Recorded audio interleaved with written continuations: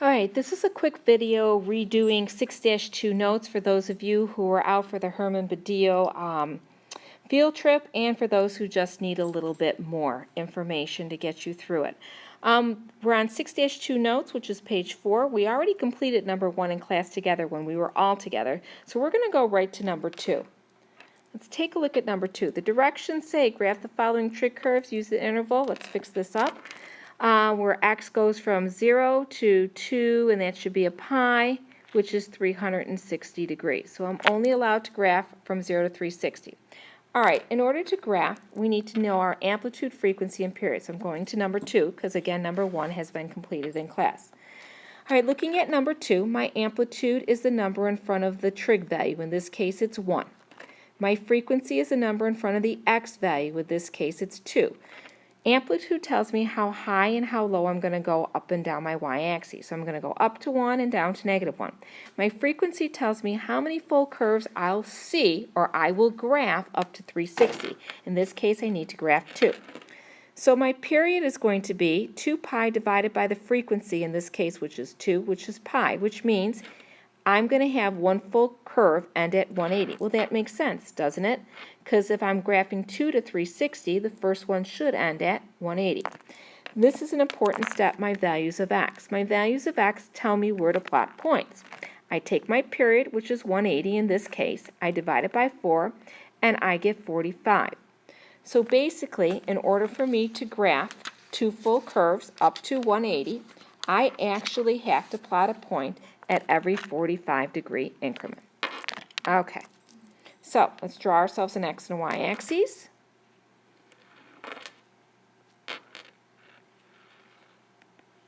We're on a grid, so we're going to go skip 1, skip -1 for our y axes.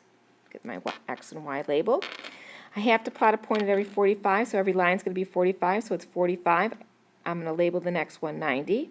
Another 45, the next line is 180, another 45, then 270, another 45, and then 360.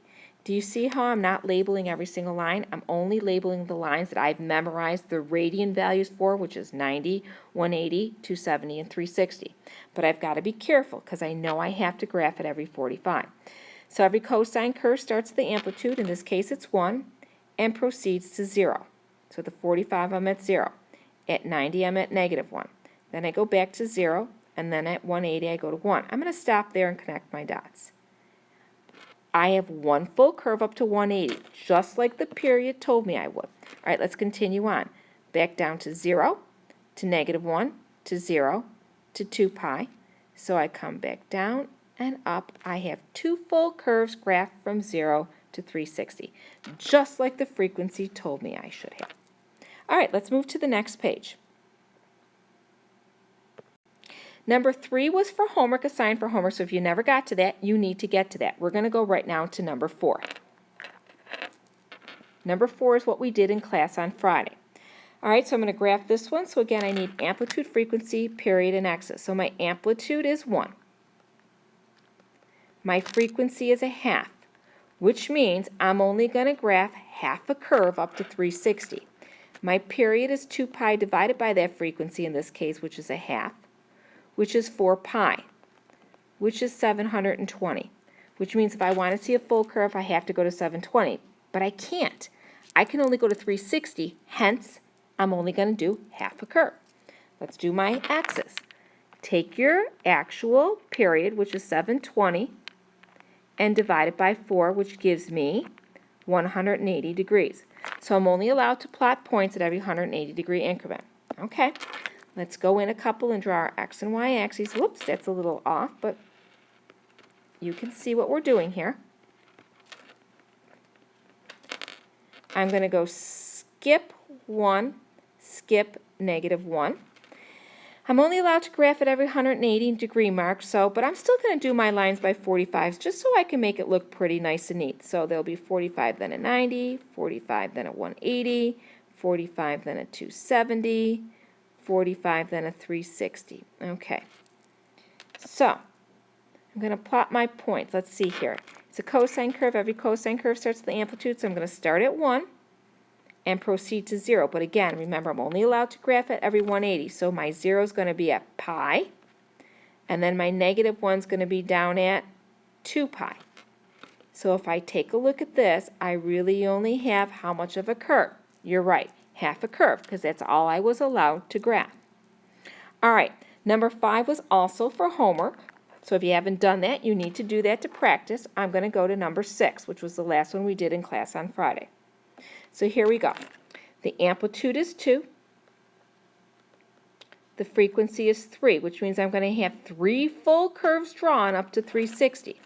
So my period is 2 pi divided by the frequency of 3, which comes out to be 120 degrees.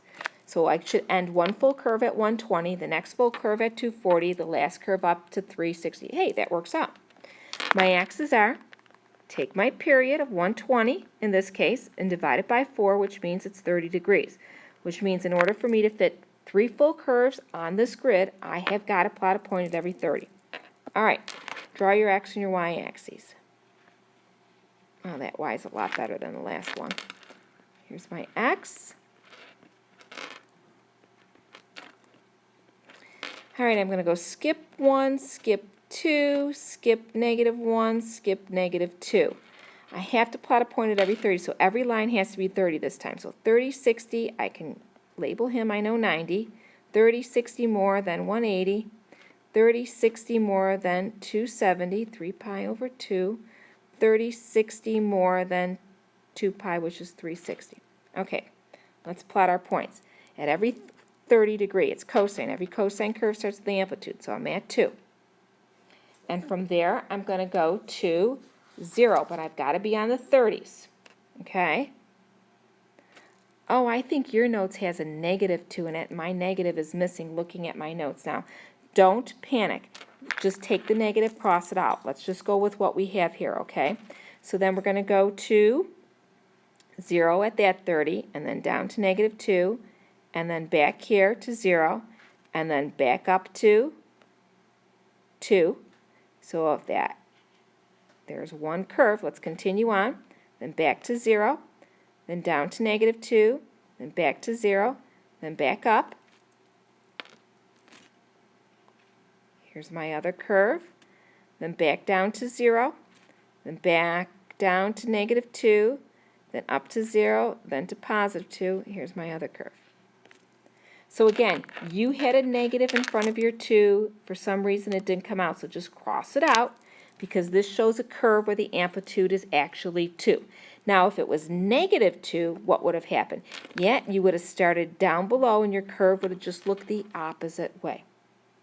So this is a good review on how to graph sine and cosine curves. Again, I did not do numbers 3 and 5 because 3 and 5 are assigned for homework. So you need to practice those and get those done so that you can check to see if you're doing it right.